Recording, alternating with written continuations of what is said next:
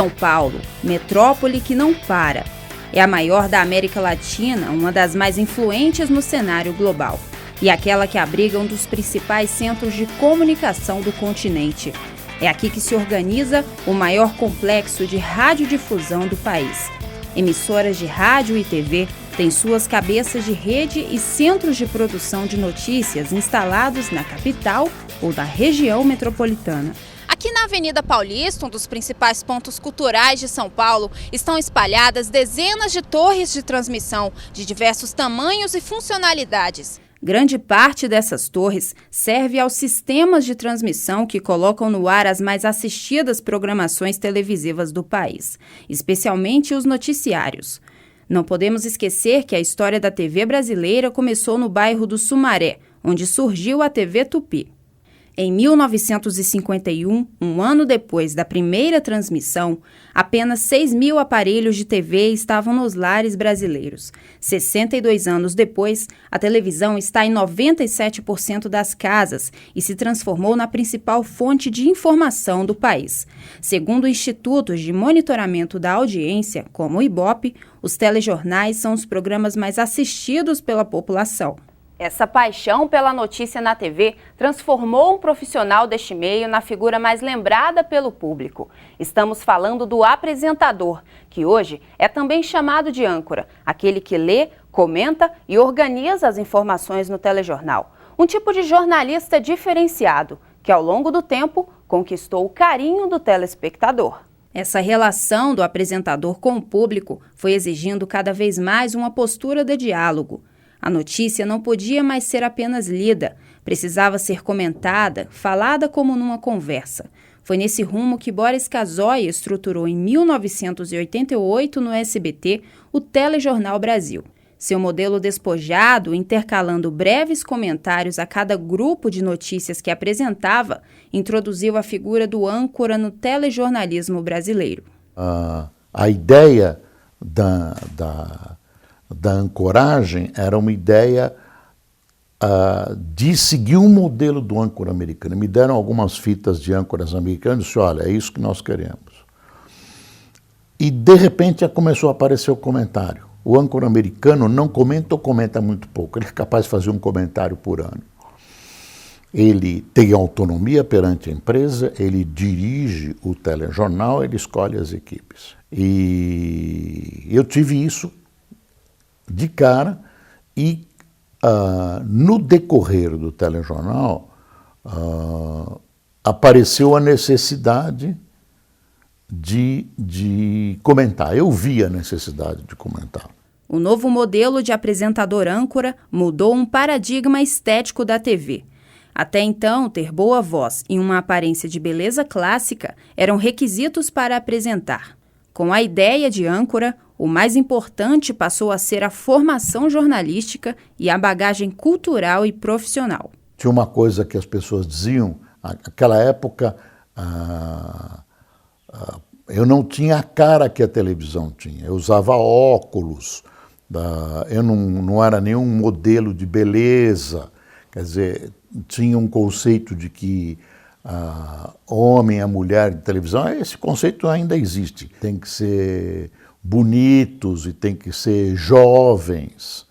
Eu contrariava muito esse modelo. Eu me lembro que tinha uma discussão que não terminava mais se o âncora devia comentar ou não, porque era uma grande novidade. Não, o âncora não deve comentar, isso não é compatível com a televisão. E eu dizia, como é, o doutor Roberto Marinho pode comentar através da voz de um dos locutores do Jornal Nacional, do Cid Moreira, e um jornalista não pode comentar? Tinha toda uma discussão. Toda vez que há essas enchentes catastróficas, surgem as autoridades de todos os matizes e dizem que já está na hora de sentar para discutir esse problema, que vamos criar uma comissão de notáveis para estudar uma solução para esses desastres, etc, etc. Boris, que ancorou o TJ Brasil por mais de 9 anos, percebeu que uma das principais características dessa função é a liberdade que o âncora precisa ter. O âncora é aquele que realmente tem autonomia, tem liberdade para comentar qualquer assunto, que comanda a pauta, ele não precisa escrever a pauta, e que escolhe os repórteres e jornalistas que trabalham com ele. Esse é o âncora. Mas você tem que ter esse diálogo. Você sabe onde você está pisando. Mas nunca ninguém vai te dizer, olha, não dê essa notícia ou não faça esse comentário. Isso está fora de cogitação. A adaptação da principal rede de TV brasileira ao âncora demorou mais. A TV Globo, adepta do estilo tradicional de apresentação, foi gradualmente colocando jornalistas na bancada dos telejornais. Um dos mais bem-sucedidos nessa mudança foi o comentarista de política Alexandre Garcia. Depois de passar por praticamente todas as bancadas de programas informativos da emissora, hoje ele destaca que o âncora, além de ser o editor-chefe, tem o papel de direcionar o telejornal. Olha, eu acho que o âncora é aquele que conduz o jornal, como o próprio nome indica, ele ancora o jornal está em torno dele, né? Mas ele tem que tomar o cuidado para não ser mais importante que a notícia. A notícia é mais importante que o âncora. Ele apenas promove a ligação das notícias na paginação do jornal. Da forma do jornal e do seu conteúdo e, digamos assim, da personalidade do jornal, ele comporta mais ou menos observações. Bom Dia Brasil comporta mais. O Jornal da Globo comporta mais. O Jornal Nacional comporta menos, porque é o chamado jornal do hard news. Apenas a notícia, notícia, notícia, notícia. A experiência de Alexandre Garcia ainda ensina que dominar cada assunto que vai noticiar é uma obrigação do âncora. E o essencial é que não seja nada decorado. Que se tenha na cabeça que se vai contar uma história para alguém que está em casa e a gente está conversando com essa pessoa que está em casa.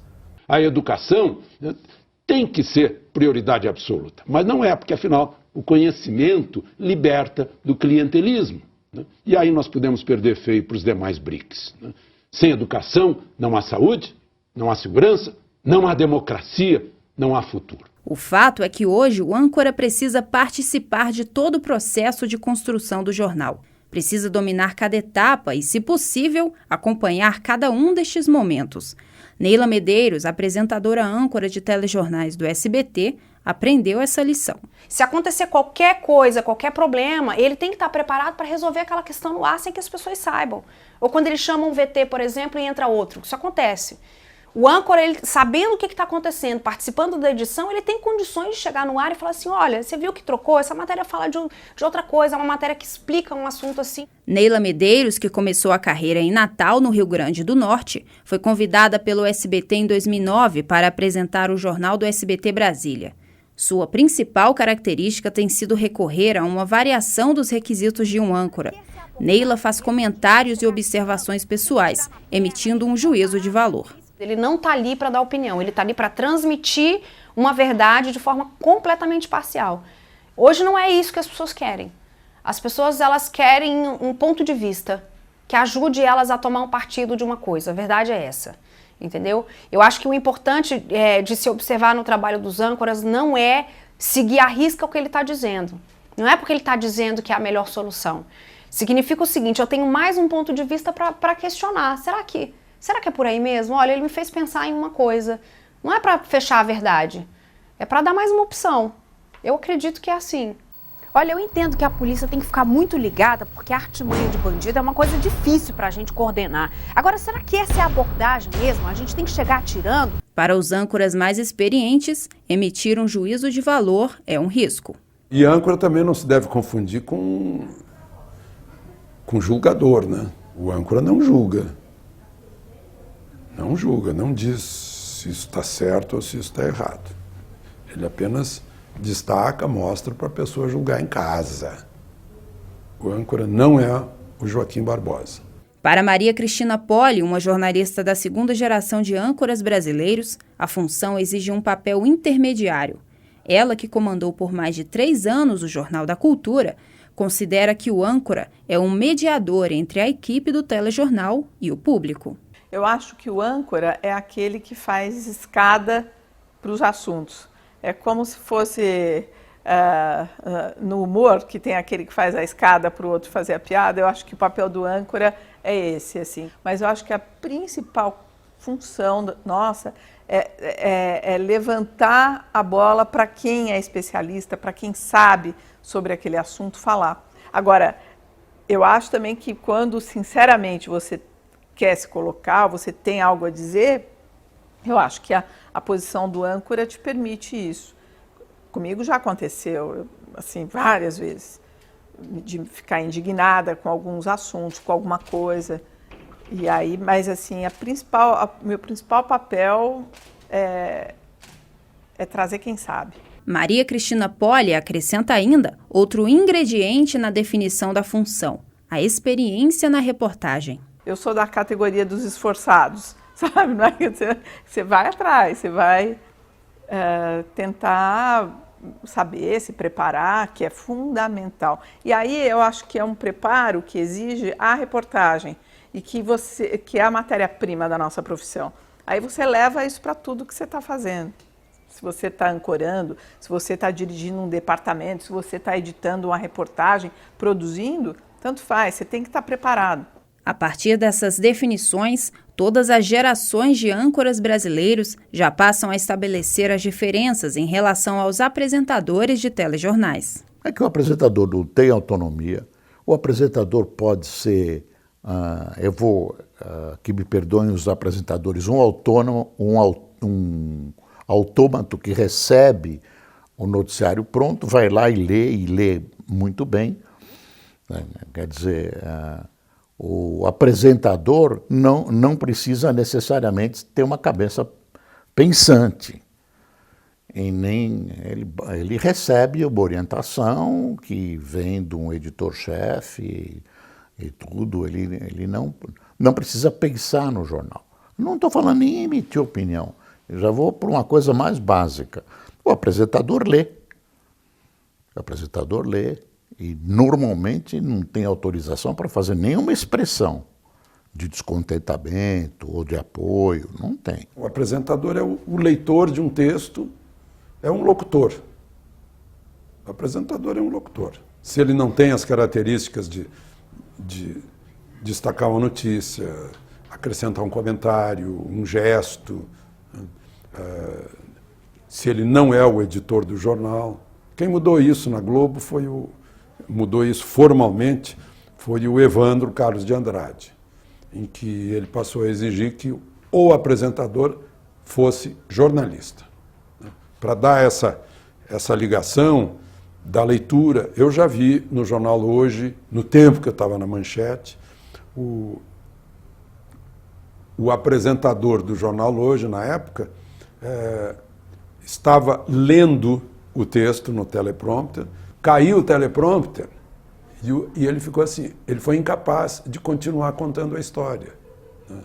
Ou de dar o nome do agressor. Ele não tinha lido a respeito. Aí é um desastre.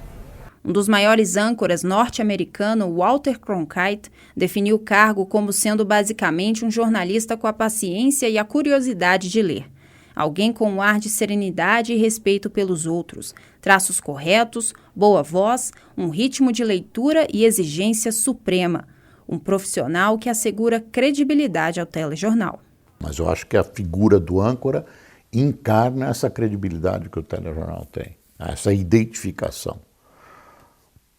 Tanto que o telespectador se identifica com alguns, com outros não.